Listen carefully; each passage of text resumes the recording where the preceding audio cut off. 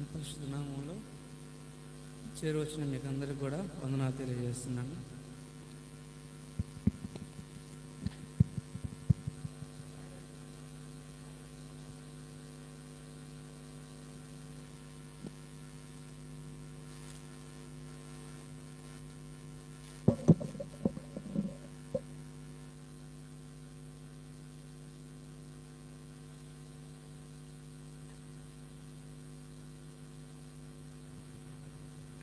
దేవుని పరిశుద్ధ నామంలో మీకు అందరికి కూడా వందనాలు తెలియజేస్తున్నాను. ఈ దినం ప్రార్థన కోరిక నిమిత్తమై కీర్తనలు 37వ అధ్యాయము 4వ వచనాన్ని మనం అందరం కూడా చదువుకున్నాం. కీర్తనలు 37వ అధ్యాయము 4వ వచనాన్ని అందరం కలిసి చదువుకుందాం. యెహోవాను బట్టి సంతోషించుము, ఆయన నీ హృదయ వాంఛలను తీర్చును. మరొకసారి చదువుకుందాం. యెహోవాను బట్టి సంతోషించుము, ఆయన నీ హృదయ వాంఛలను తీర్చును. దేవుని సహాయం కొరకే ప్రార్థన చేసుకుందాం. ప్రేమగల తండ్రి, గొప్ప దేవా, మీ పాదాలకు వందనాలు ప్రభువా. నాయన, ఈ అక్టోబర్ మాసంలో మొదటి పరిశుద్ధంలో ప్రభా ఉదయం నుంచి ఇంతవరకు మీ సన్నిధి మాకు అనుగ్రహించి ప్రభా మమ్మల్ని కాచి కాపాడుతూ వచ్చినందుకే వందనాలు.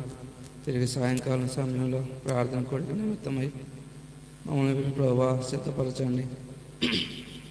మీ ఉద్దేశాలు, మీ మాటలు ప్రభా మీ దాసు నోట ఉంచండి. నిలబడుతున్న దాసుడు అయ్యకుడి తండ్రి, ఎంత మాత్రం కూడా ఎన్నికలేటువంటి వాడు, దుమ్ముదులు వాడు ప్రభా మీరే బలపరిచి నోటి పొరగా వాడుకోనమని మొదట నాకు, తర్వాత మీ ప్రియులకు అర్థమయ్యే రీతిలో మీరే మాకు బోధించండి తండ్రి. నాయన, చేరవచ్చిన ప్రియులందరిని బట్టి వందనాలు. ఎవరైతే ఇంకా మార్గం వదులున్నారో వారిని కూడా నడిపించండి. దూరం నుంచి మీ దాసుని కూడా అతి క్షేమంగా నడిపించమని ప్రార్థిస్తూ చీకటి అంధకార శక్తులు మీరు దూరపరచము. మీ యొక్క ఆత్మ సన్నిధి తాకిడి అనుగ్రహించి మీ విలువైన మాటల ద్వారా ప్రార్థనా జీవితంలో మమ్మల్ని కూడా తండ్రి ఉన్నత శిఖరాలకు మీ ఎక్కుటకు సహాయం దయచేయమని మీకే మా ఘనత ప్రభావాలు చెల్లించుకుంటూ నజరేయుడైన యేసు నామములో ప్రార్థించి అడిగి వేడుకుంటున్నాం తండ్రి, ఆమేన్.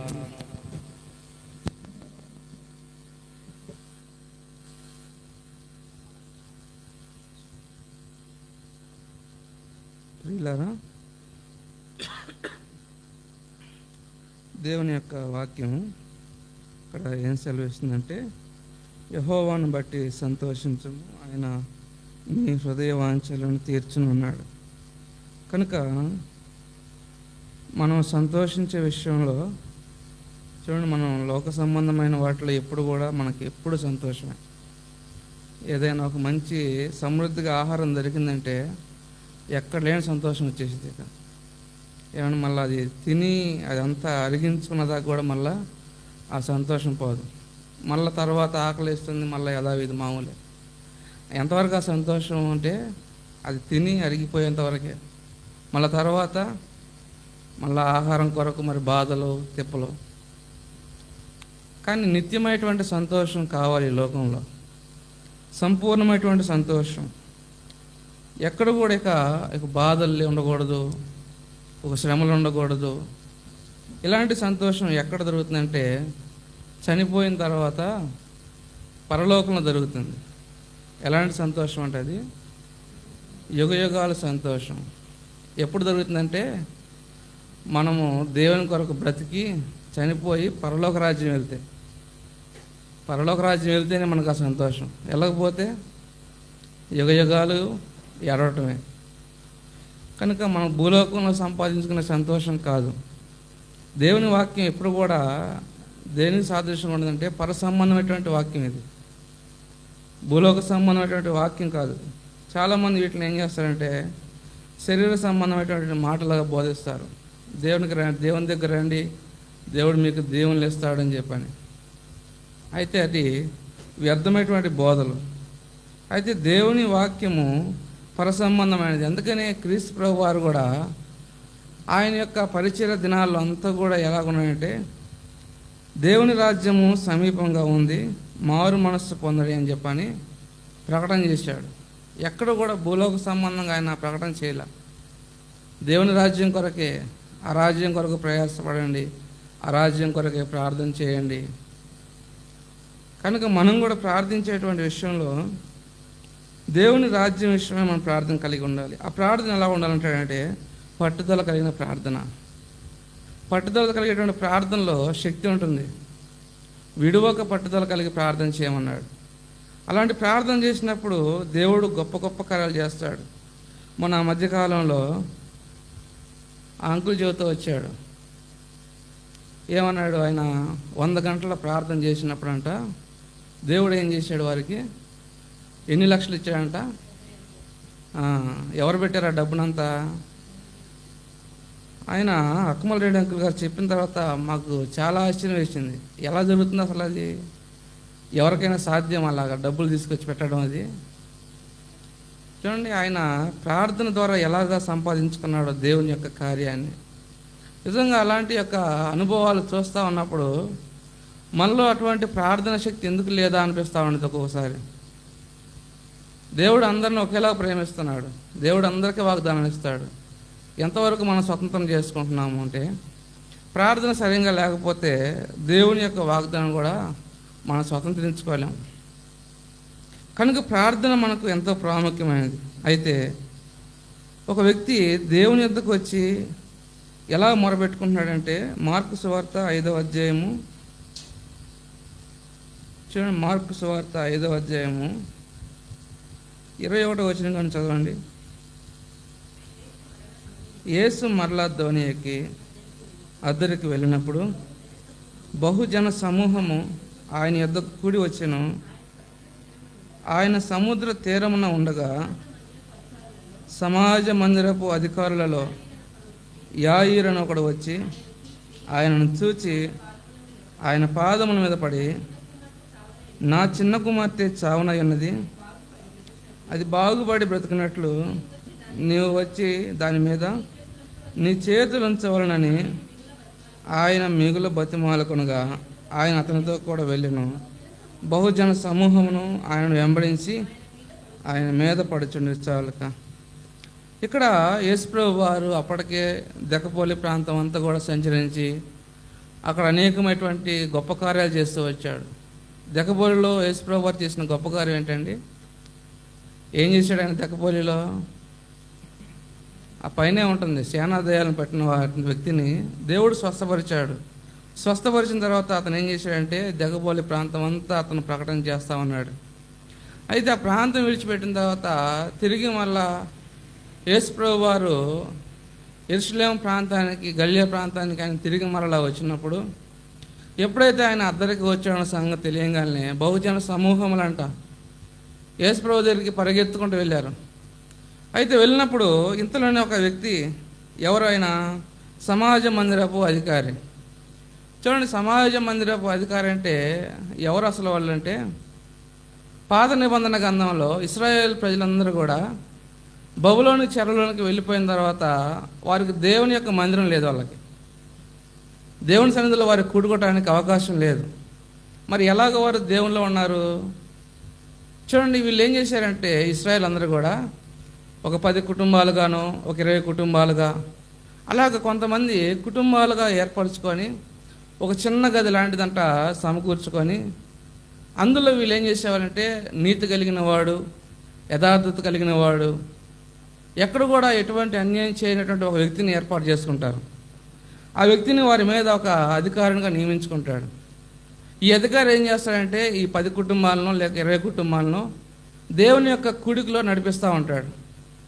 దేవుని యొక్క వాక్యం గురించి బోధిస్తా వారిని మంచి మార్గం నడిపించేటువంటి ఆ అధికారి ఈ యొక్క యాయీరు. కాబట్టి వాళ్ళు తర్వాత మరలా బబులోని చెరలోంచి వచ్చేసిన తర్వాత కూడా ఈ సమాజ మందిరాలు ఇంకా అవి పోలా వారిలో. ఎందుకంటే వారికి ఇంకా స్థిరమైనటువంటి మందిరం లేదు.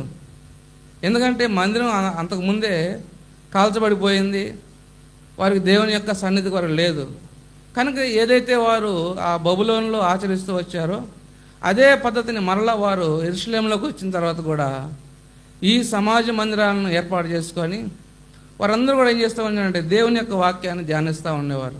అందుకని యేసుక్రీస్తు ప్రభు వారు కూడా తన 12వ సంవత్సరంలో తల్లిదండ్రుల నుంచి తొలగిపోయిన తర్వాత ఆయన ఎక్కడున్నాడంటే సమాజ మందిరంలో కూర్చొని ఆ సమాజ మందిరంలో ఈ పెద్దలు చెప్పేటువంటి బోధలు వింటా ఉన్నాడంట ఆయన. కాబట్టి ఈ మందిరాల్లో దేవుని యొక్క వాక్యాన్ని బోధించేటువంటి వాళ్ళు, అలాంటి వ్యక్తి చూడండి, అతను నీతిపరుడే, భక్తిపరుడు, మంచి యథార్థత కలిగిన వాడు అయినప్పటికీ కూడా తన కుటుంబంలో సమస్య వచ్చింది. దేవుని యొద్దకు వచ్చినప్పుడు దేవుడు అన్ని ఉపకార్యాలు చేస్తాడు, దేవుడు మన ప్రతి అవసరాలు తీరుస్తాడని చెప్పని ఏదైతే వారు బోధిస్తారో, ఏదైతే వారు నమ్ముతారో అటువంటి వారి జీవితాల్లో నష్టం వచ్చినప్పుడు చూడండి వారు ఎలాగుంటారు. చాలామంది మనం ఏం చేస్తామంటే దేవుడు కుటుంబాలు లేదని అన్యాయం చేస్తే ఇక దేవుడి మీద సనుక్కోవటం, దేవుడు నన్ను అన్యాయం చేశాడు, కుటుంబంలో నష్టం తెచ్చాడని చెప్పాను. కానీ ఈ యాయీరు ఎలాంటి వాడు? ధర్మశాస్త్రాన్ని పాటించేవాడు. చూడండి, యేసు ప్రభు వారు ఆనాడు అనేక మంది దగ్గరకు వచ్చి నేను దేవుని యొక్క కుమారుడు అని చెప్పని ప్రకటన చేస్తుంటే యూదులని పడిన వారు ఎప్పుడు కూడా యేసు ప్రభు వారు నమ్మలా. కానీ ఈయనకి ఒక నిరీక్షణ ఉంది యాయీరుకి. ఎందుకంటే చూస్తున్నాడు, ఆయన చేసే గొప్ప కార్యాలు చూస్తున్నాడు. యేసు ప్రభు వారు అనేక గొప్ప కార్యాలు చేస్తున్నప్పుడు యాయీరు చూసిన దాన్ని బట్టి ఏమనుకున్నాడంటే, మరి ఇంతకాలం నేను భక్తి చేస్తున్నాను కానీ నాకు ఎటువంటి ఈ సమస్యలు తీరట్లేదు, కాబట్టి ఒకవేళ యేసు ప్రభు దగ్గరికి వెళ్తే ఏమన్నా నా సమస్య తీరుస్తాడేమని చెప్పి అనుకున్నాడేమో. వెంటనే సముద్రపు అద్దరికి పరిగెత్తుకుంటూ వెళ్ళాడు. వెళ్ళి వెంటనే ఆయన యొక్క పాదం పడి, అయ్యా ఇదిగో నా కుమార్తె చావ సిద్ధమై ఉన్నది, ఆమె ఒక రోగంతో ఉంది, కాబట్టి నీ వచ్చి నా కుమార్తెను స్వస్థపరచనగానే వెంటనే యేసు ప్రభు వారు ఆయనతో పాటు తన కుటుంబానికి బయలుదేరి వెళ్ళాడు. బయలుదేరి వెళ్ళిన తర్వాత మార్గంలో ఎన్నో పరిస్థితులు, ఎన్నో ఆటంకాలు. చూడండి, వెళ్ళేటువంటి మార్గంలో తిన్నగా వెళ్ళలేకుండా అనేకమైనటువంటి సంఘటనలు ఎదురవుతూ వచ్చాయి. ఆయన తన ఇంటికి వెళ్తా ఉంటే ఇంతలోనికే అనేక మంది జనులంతా కూడా గుంపుగూడి ఆయన మీద పడతా ఉంటున్నారు. ఆయన ముట్టుకుంటే ఏదైనా స్వస్థత కలుగుతుందేమో, ఆయన దగ్గరకు వచ్చి ప్రార్థన చేయించుకుంటే ఏదైనా మేలు కలుగుతుందేమో అని చెప్పి అనేక మంది పరిగెత్తుకుంటూ వచ్చి ఆయన మీద పడతా ఉన్నప్పుడు ఇంతలోకి ఒక స్త్రీ వచ్చి ఆయన పాద యొక్క వస్త్రపు చెంగును ముట్టుకుంది. 12 సంవత్సరాల మట్టి రక్తస్రావంతో ఉన్నటువంటి ఆ స్త్రీ ఎప్పుడైతే యేసు ప్రభు వారి యొక్క వస్త్రపు చెంగు ముట్టుకోవడం, ఆయన ఆ వస్త్రపు చెంగు ముట్టుకున్న తర్వాత ఆమె స్వస్థపడడం, సరే స్వస్థపడిందిలే అని చెప్పని నేను అనుకోలే. యేసు ప్రభు వారు ఆగి ఎవరు నన్ను ముట్టుకున్నారని చెప్పని ఆ మనిషి గురించి అడుగుతా ఉన్నాడు.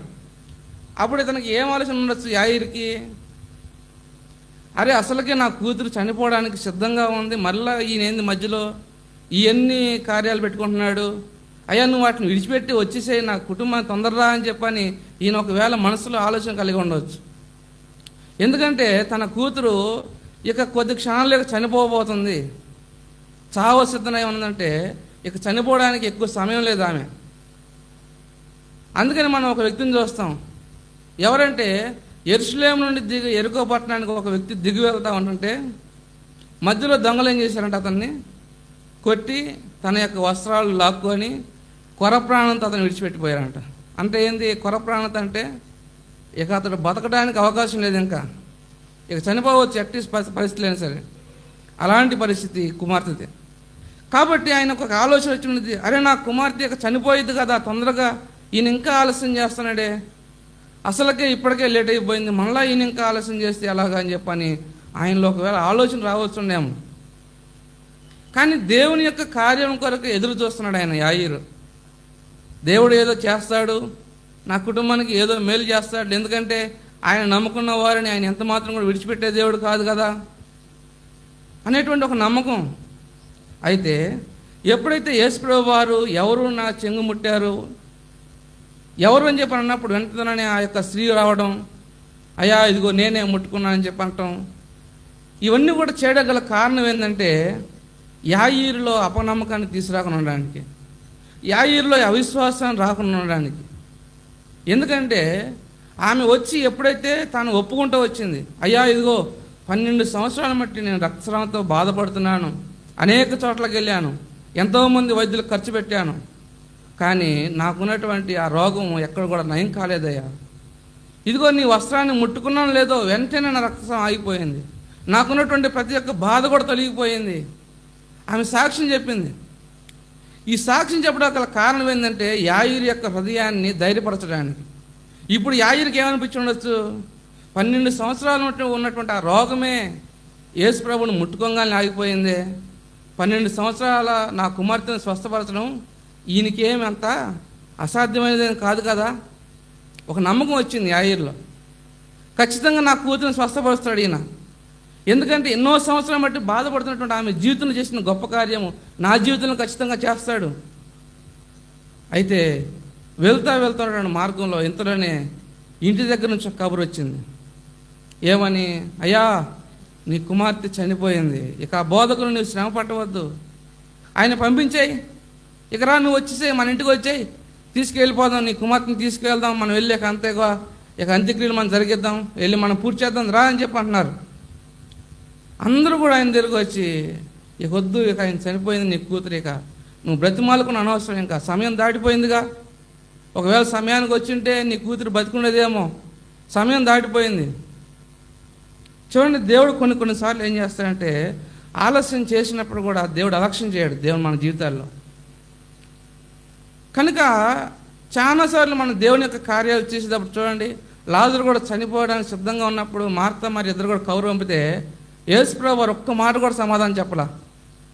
వాళ్ళు ఏమని పంపించారు? ఒక మనిషిని పంపించి, ఇదిగో నీ వెంట పెట్టుకొని తీసుకురా అన్నారు యేసుప్రభు అని. కానీ ఆయన రాలే వెంటనే.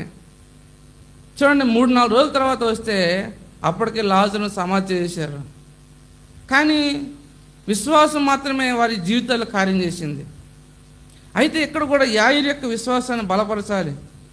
ఆయన యొక్క నమ్మకం, దేవుడు ఏదో గొప్ప కార్యం చేసేటువంటి నమ్మకం.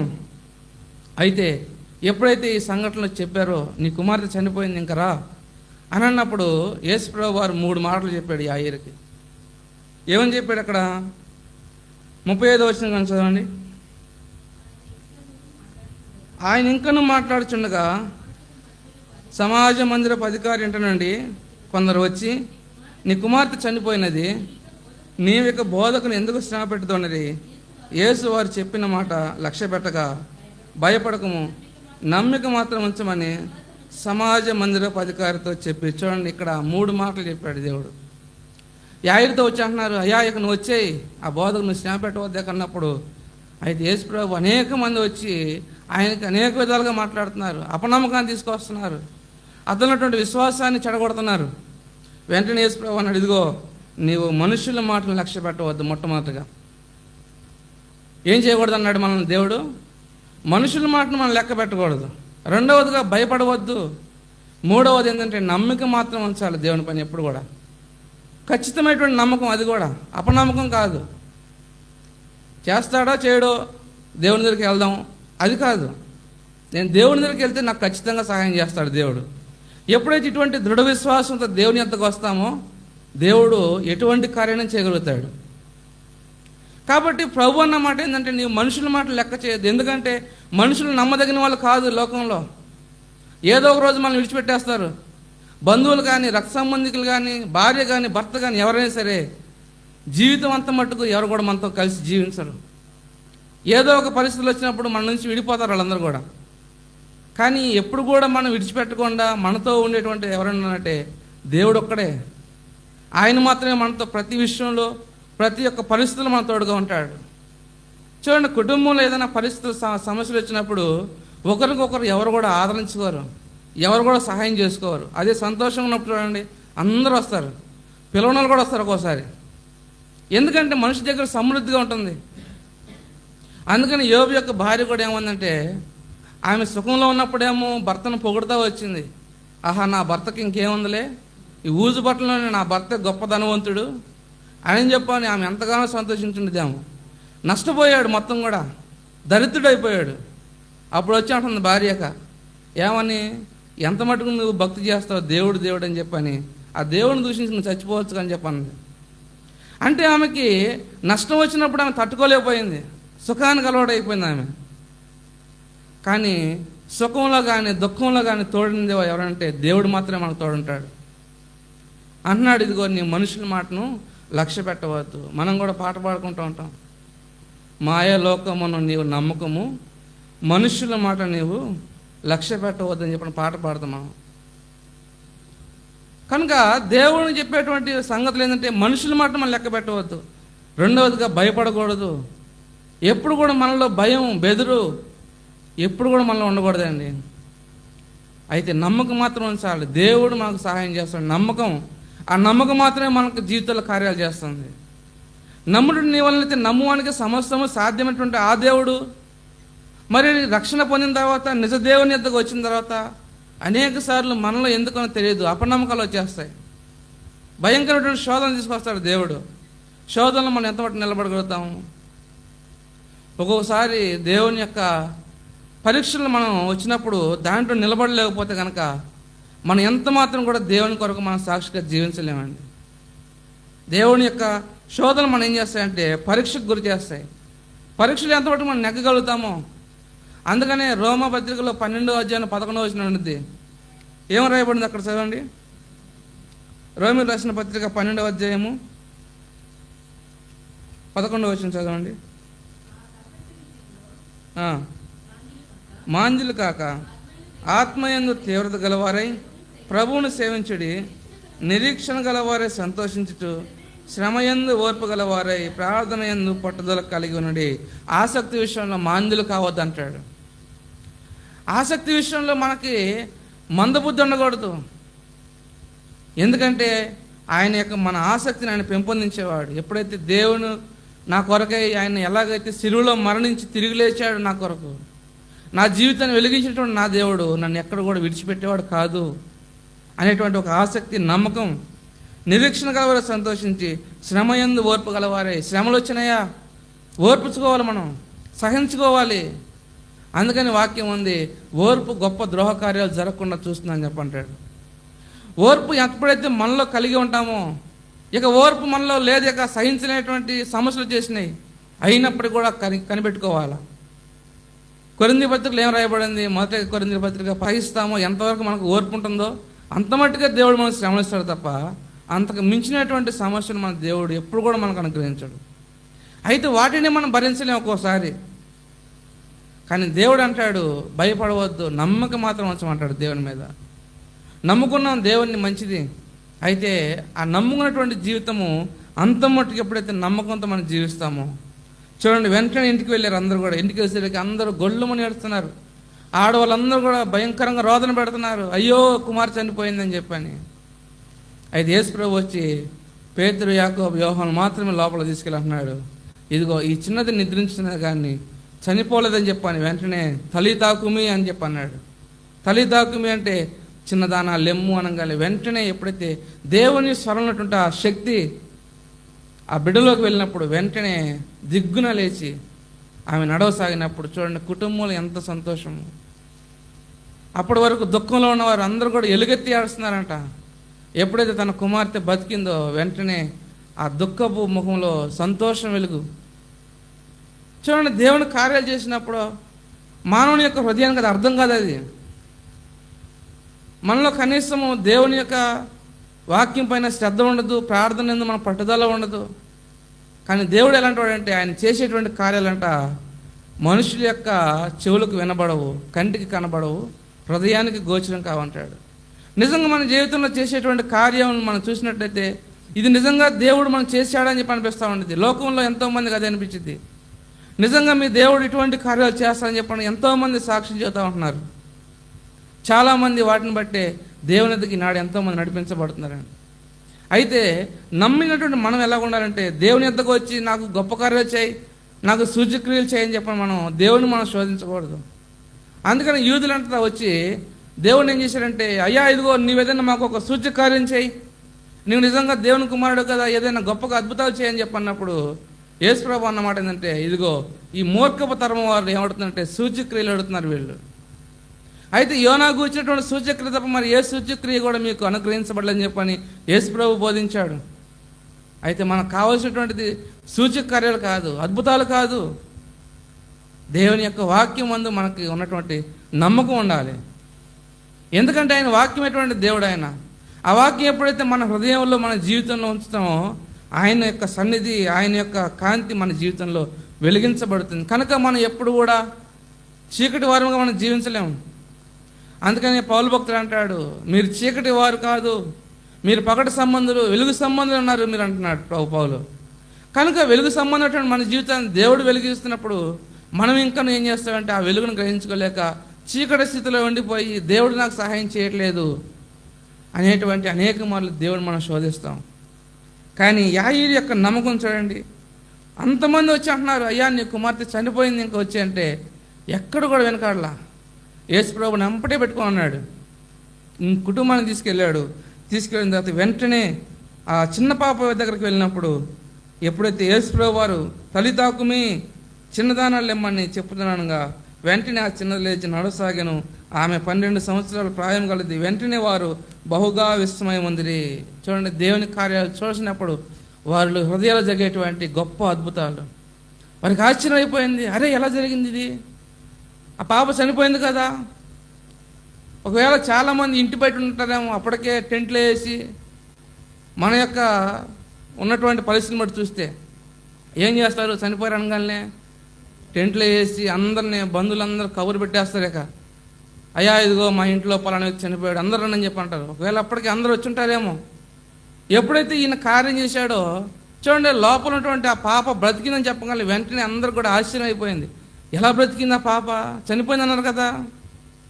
దేవుడు మా ఇంట్లోకి వచ్చాడయ్యా, యేసు ప్రభు. ఆయన వచ్చాడు కాబట్టి మా జీవితంలో ఎటువంటి మేలు జరిగింది. నిజంగా దేవుడిని నమ్ముకుంటున్న మనం మన కుటుంబాలకి క్రీస్తు ప్రభువుని మనం ఆహ్వానిస్తున్నామా? ఆయన అంటున్నాడు, ఇదిగో నేను తలుపు వద్ద నుంచి అని తట్టుచున్నాను, ఎవడైనా నా స్వరం మీద తలుపు తీసినట్లా నేను అతనితో కలిసి భోజనం చేయదని చెప్పని ప్రకటన గ్రంథంలో రాయబడుతుంది. కనుక ఆయన మన హృదయపు వాకిలు తడుచున్నాడు. అయితే మనం ఆయనకి ఎప్పుడైతే మన హృదయాల్లో చోటిస్తామో చూడండి, మన మందిరాల్లో మాత్రమే కాదు, ఏదో యొక్క వార కార్యక్రమాలకు వచ్చినప్పుడు మాత్రమే కాదు, కానీ దేవునికి మన ఎల్లవేళలా మన హృదయంలో చోటిచ్చినట్లయితే దేవుడు మన జీవితంలో ప్రతి ఒక్క అద్భుత కార్యం ఆయన చేసేవాడుగా ఉన్నాడు. కనుక వాటిని బట్టి మనం సంతోషం ఉండాలి. అటు కార్యాలు చేస్తానని చెప్పి నమ్మకం ఉన్నప్పుడే మనం